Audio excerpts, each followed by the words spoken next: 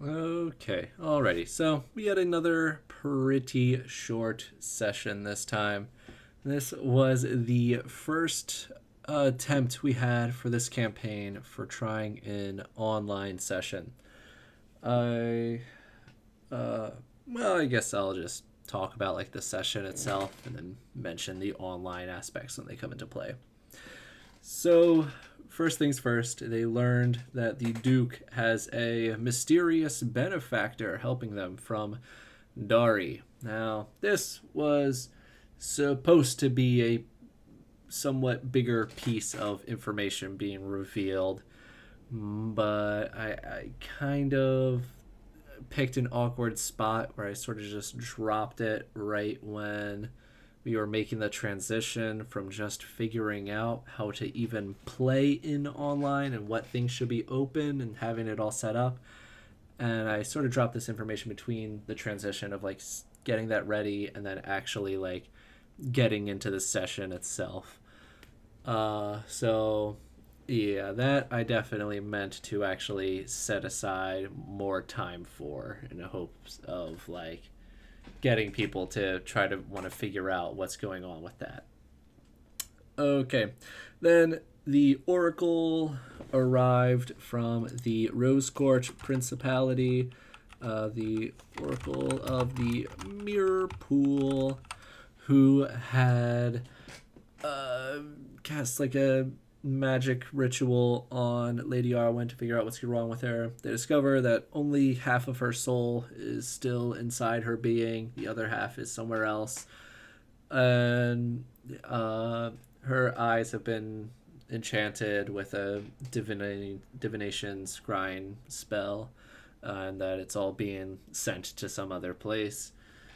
And um, they said that the only way, or at least the most readily easy means of doing this would be to get like a great wizard to um, either like removing the eyes and regenerating them or casting some sort of powerful dispel magic on the eyes, something like that. So they took their banner, they gave that to the elves, and they started taking the Lady Arwen, the Prince Elior, the Oracle, and her retinue, and the banner. And they're taking it all to the Aether Forest, to the Rose Quartz Principality, to get Lady Arwen all magically healed.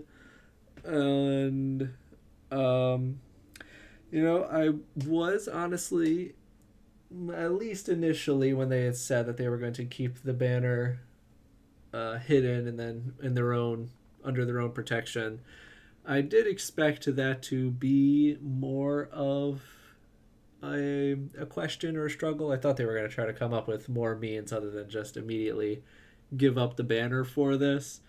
But so be it. I guess like it makes sense that it definitely makes sense that Adrian would want to do the most immediate thing to possibly fix his fiance. Um, yeah, I guess there was going to be some more contention from the other players saying literally everything they went through in order to get the banner. Like they lost the entire dwarf hold of Kerndarum just to get their hands on that banner, and then they just gave it away, which honestly I was not entirely expecting. But I think it'll lead to some fun stuff. Um, and then they went to Gobgank's camp to help him out. He was very sad that he had lost against those Lumagrims. So they went to a new camp with Grey Orcs and Kanar. And this was definitely a mistake on my part. So my intention here, the like mini game gimmick of this encounter was going to be like it doesn't matter if you kill him or not. All you are trying to do is you are just going to try to survive for as long as possible. Like if you survive for a minute, then you will have gained his respect. The problem is though that I only gave him 100 something hit points. So the players just ganged up on him and then killed him in 3 turns.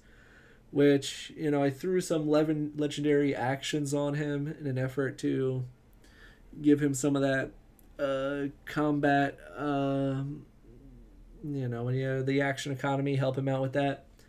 But I should have given him like 500 hit points if I wanted this to work. Like, that is actually, if they were just going to wail on him the entire time, that is how many hit points he would have needed to need in order to actually survive for 1 minute.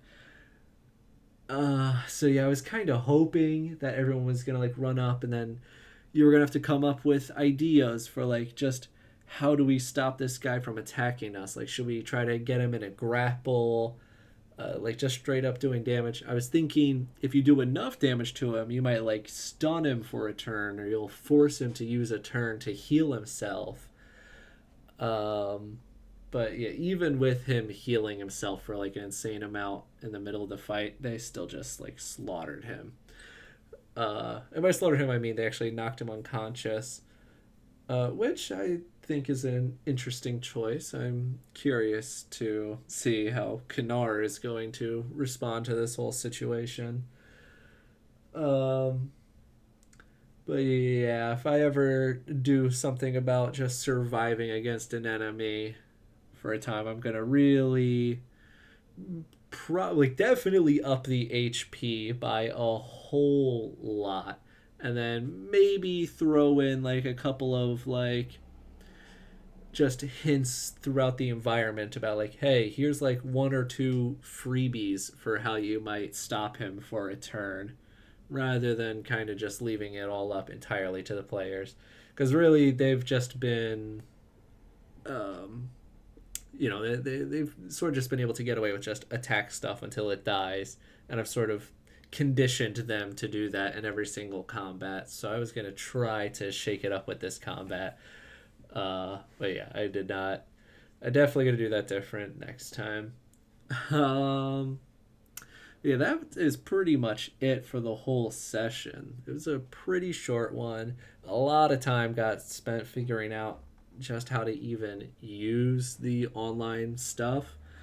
I was using Discord, used Owlbear Rodeo, which I really did want to use map tools, but I kept adding all this different stuff, the elevation and the health bars and the temporary hit points and the regular hit points.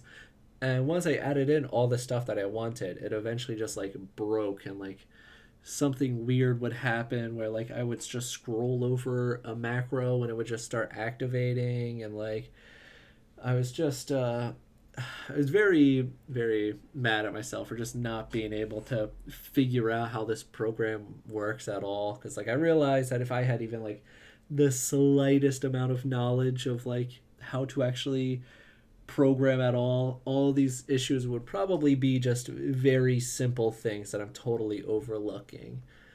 And with Owlbear Rodeo, I realized like the stuff that I did figure out how to actually get working in map tools, I actually had more stuff, more tools and map tools than I did in the Owlbear Rodeo. But at this point, I already switched everything over and started learning it, and I was like, I'll just stick with this for now. But yeah, I definitely want to probably figure out map tools. I also heard about a thing called like Foundry Virtual Tabletop, which seems really neat. It seems like it has all the stuff that I would want from map tools just sort of like built in. But that one they try to charge you money for, so that's an instant no. Um, anyway, with the online campaign itself, at least for this session in particular, I had like built out maps for like 5 different encounters, and we literally just played a single one of them.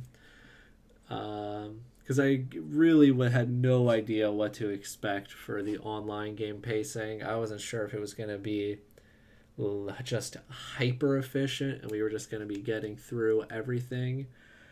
That definitely did not end up being the case. It was pretty slow getting through stuff.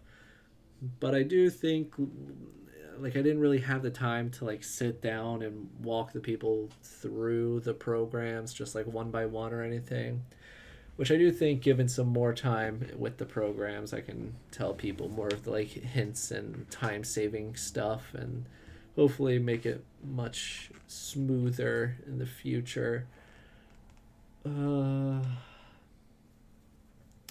I definitely like it did almost give me that sense, that like flashback of like starting a campaign for the first time. Like that is how jarring it felt to make a switch this extreme, because I feel like I finally have like gotten good at the point, at least with this campaign and these players, where I know when we're playing in person when to like clap my hands and say like, okay, so on to the next thing. Like I know, like I feel like I've got a very good intuitive sense finally of like deciding when to stop a scene and like go on to the next scene. And it felt like I had lost all of that going on to this online session. It felt like very awkward, and I did not know when to like stop a scene and like move on to the next thing. I think in online games in particular, I just have to do a lot more of like just running down the line and addressing everyone and asking everyone, at least whenever I think it would be interesting, and or if I think someone hasn't said anything in a while, I can just start going down the line and asking how particular people are responding to this situation. Because I did get quite a bit of that, like trying to figure out what people wanted to do or where people wanted to go next. And I don't know, I think I might have just left like a few too many seconds of like awkward silence after like every statement where someone didn't like immediately say what they wanted to do, if that makes any sense. Just like a lot of me asking the table as a general whole, like, well, what do you guys want to do? And then not having a good way to like guide that from just this question to like a conversation between the people of like the different options and places they could start and all of that. I do think online session has got a good amount of potential, though. I do think it is worth delving more into and putting some more time. Definitely, for one, like I'll actually sit down and get everyone's character sheet into an online format. Because I do think just having to jump back and forth between a picture of your real character sheet just kind of annoying. Um, Also, I know there's ways you can like just program in, at least maybe not like actually program in, but just create presets of all your attacks and stuff for the online session, which I think once people figure out like, oh, I can just have click this one preset and it'll automatically like attack and do damage for me, and it'll really go from like where things are taking much longer than they would in person to, I think it will become much faster than in person. So yeah, definitely gonna try some more online sessions in the future, but oh, this one was definitely a rough start, which it always is. So whatever. All right, I'll see you next time.